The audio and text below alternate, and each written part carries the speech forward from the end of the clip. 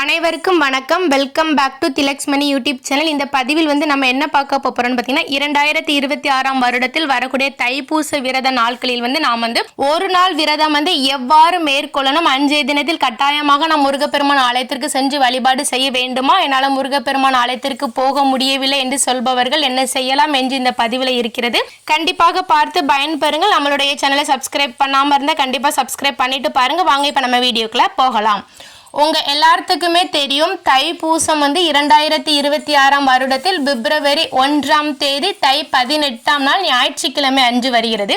அன்னைக்கு ஒரு நாள் விரதம் எப்படி இருக்கலாம்னு சொல்லி பார்க்கலாமா? அன்னைக்கு பிரம்ம முகூர்த்த நேரத்திலேயே காலையில எழும்பி நல்லா குடிச்சு சுத்தபத்தமா இருந்துட்டு வாசல் பெருக்கி தொளிச்சு நல்லா அழகான கோலம் போட்டுட்டு பூஜை அறையில விளக்கேற்றி வழிபாடு செய்யுங்கள்.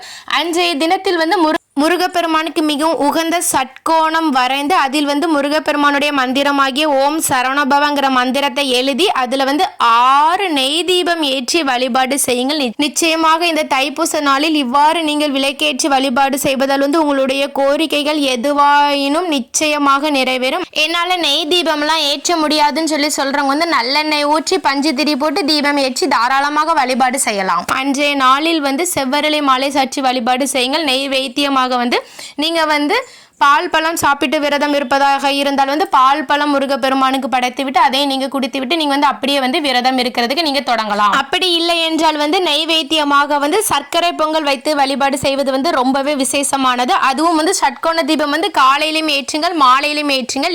இவ்வாறு நீங்கள் முருகப்பெருமானை வழிபாடு செய்யும் போது முருகப்பெருமானுடைய பாடல்கள் எதுவாக இருந்தாலும் நீங்கள் பாராயணம் பண்ணலாம். அப்படி இல்லை என்றால் முருகப்பெருமானுடைய மந்திரமான ஓம் சரணபவ ஓம் சரணபவ ஓம் சரணபவ ஓம் சரணபவங்கிற மந்திரத்தை காலையில ஒரு 108 முறை சொல்லுங்கள். அதே போல் மாலையிலும் ஒரு 108 முறை சொல்லி முருகப்பெருமானை வழிபாடு செய்யுங்கள். இந்தவர்கள் ஒரு 21 முறையாவது ஓம் சரணபவங்கிற மந்திரத்தை எழுதுவதற்கு பாருங்கள். அதுவும் ப்ளூ கலர் பெண்ணை வைத்து எழுதுவதற்கு பாருங்கள். கருப்பு நிற பேனாவை வைத்து எழுதுவதை தவிர்த்து விடுங்கள். ஒரு சிலவங்க பார்த்தீங்கன்னா அன்றைய நாள் முழுவதுமே உபவாசமாக இருப்பார்கள். அப்படி இல்லை என்றால் ஒரு வேளை சாப்பிட்டு 2 வேளை விரதம் இருந்து வழிபாடு செய்வார்கள்.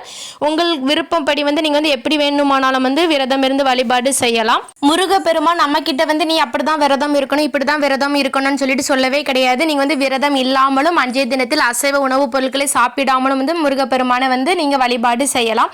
மேலும் தைப்பூச நாளிலிருந்து முருகப்பெருமான் ஆலயத்திற்கு சென்று வழிபாடு செய்யுங்கள். சால சிறந்தது. உங்க வீட்டின் அருகில் முருகப்பெருமான் ஆலயம் இருந்தால் கண்டிப்பாக சென்று வழிபாடு செய்யுங்கள். அப்படி இல்லை என்றால் நான் இதற்கு முன்னாடி சொன்ன முறைப்படி எளிய முறையில் வீட்டில் முருகப்பெருமானை வழிபாடு செய்யுங்கள். நீங்க இவ்வாறு இறை வழிபாடு செய்யும் போது முருகப்பெருமானிடம் ஏதாவது ஒரு கோரிக்கையை வச்சுக்கோங்க. கண்டிப்பா அடுத்த தைப்பூசம் வருவதற்குள்ள கண்டிப்பாக உங்களுடைய கோரிக்கைகள் நிறைவேறும். இப்போ நான் எடுத்துக்காட்டாக என்ன சொல்றேன்னா, எனக்கு சொந்த வீடு வேணும்னு சொல்லிட்டு நீங்க விரதம் இருந்து வழிபாடு செய்தால் முருகப்பெருமான் அடுத்த தைப்பூசம் வருவதற்கு உங்களுக்கு சொந்த வீடு அமையும்.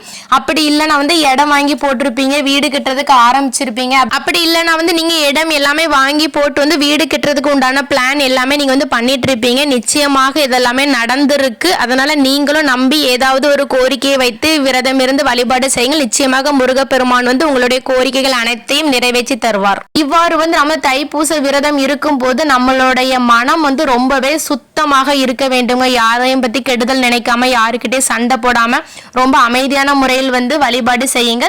எப்போதுமே முருக சிந்தனையிலேயே இருந்து அவருக்கு பிடிச்ச மந்திரங்களே மனதில் சொல்லிட்டே இருங்க. பின்பு மாலை பொழுதிலும் நீங்க முருகப்பெருமானுக்கு சட்கோண தீபம் ஏற்றி வழிபாடு செய்துவிட்டு நீங்க உங்களுடைய விரதத்தை கைவிடலாம். ஓகே நண்பர்களே, இப்படிதான் தைப்பூச விரதம் ஒரு நாள் விரதம் இருந்து முருகப்பெருமானை வழிபாடு செய்ய வேண்டும். அதனால கண்டிப்பா எல்லாரும் முடிந்த அளவுக்கு முருகப்பெருமானை வழிபாடு செய்ய பாருங்கள். இந்த தகவல் உங்க எல்லாத்துக்குமே பயனுள்ளதாக இருந்திருக்கும்னு நினைக்கிறேன். கண்டிப்பா உங்களோட ஃப்ரெண்ட்ஸ் அண்ட் ஃபேமிலிக்கு ஷேர் பண்ணுங்க. நம்மளுடைய சேனலை சப்ஸ்கிரைப் செய்யுங்கள். உங்களுக்கும் உங்கள் குடும்பத்தில் உள்ள அனைவருக்கும் முருகப்பெருமானுடைய அருள் பரிபூரணமாக கிடைக்கட்டும். அடுத்து இதே மாதிரி ஒரு நல்ல பதிவில் சந்திக்கலாம். நன்றி, வணக்கம்.